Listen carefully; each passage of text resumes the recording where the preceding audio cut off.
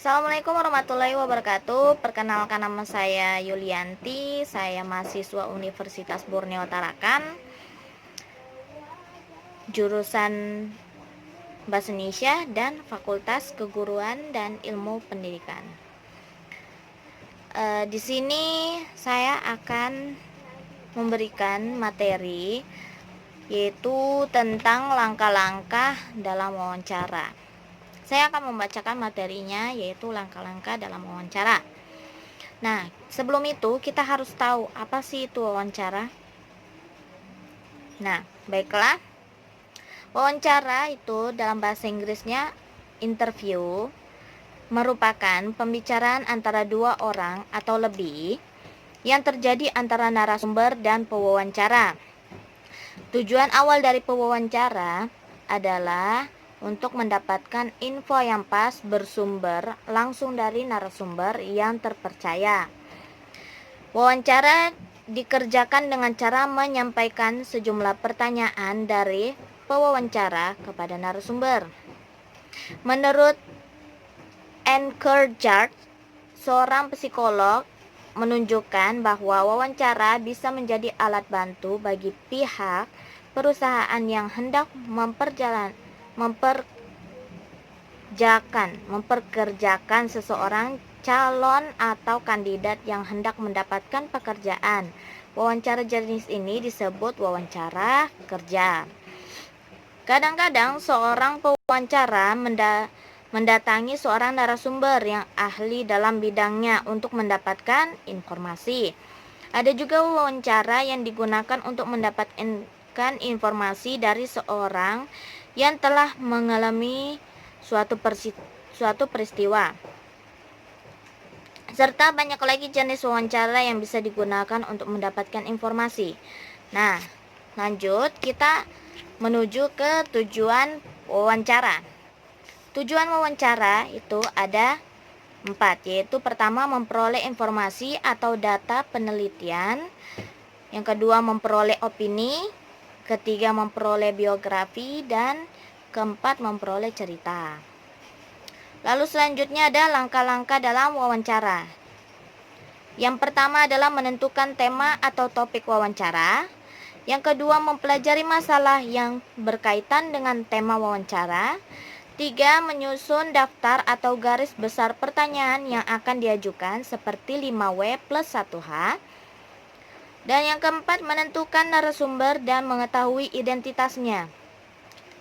Di bagian keempat ini kita memang seharusnya mengetahui identitas narasumber kita. Dan yang kelima menghubungi dan membuat janji dengan narasumber. Nah, kalau yang kelima ini memang harus kita buat janji dulu. Kalau misalnya narasumber kita belum bisa hari ini, maka bisa kita selingi dengan hari lainnya, sebisa dari narasumber kita. Selanjutnya ada 6, mempersiapkan peralatan untuk wawancara seperti alat tulis atau alat perekam. Yang ke-7 melakukan wawancara. Nah, di sini kita melakukan wawancara sudah ini. Dan yang ke-8 mencatat pokok-pokok wawancara. Dan yang ke-9 menyusun laporan hasil wawancara. Nah, selanjutnya ada etika ketika melakukan wawancara. Ini kita harus tahu ya etika-etika yang harus kita lakukan saat kita melakukan wawancara. Yaitu yang pertama yaitu datang tepat waktu. Yang kedua, perhatikan penampilan, bersikap santun, wajar dan ramah. Yang ketiga, memperkenalkan masalah yang akan ditanyakan sehingga narasumber tahu alasan dirinya menjadi narasumber. Yang keempat, mulailah dengan pertanyaan ringan. Itu jika narasumber kita memiliki waktu yang banyak.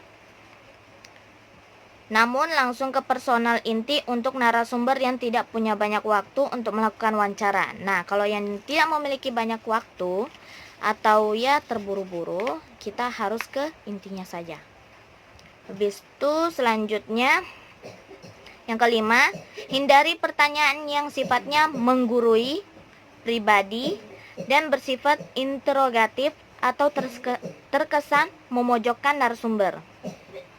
Yang keenam, mendengarkan dengan baik jawaban yang disampaikan narasumber.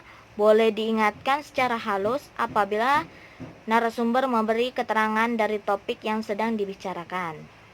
Yang ketujuh, jangan ragu untuk mengajukan pertanyaan baru yang muncul dari penjelasan narasumber. Nah, di sini kita itu bisa menambah pertanyaan, baik dari pertanyaan yang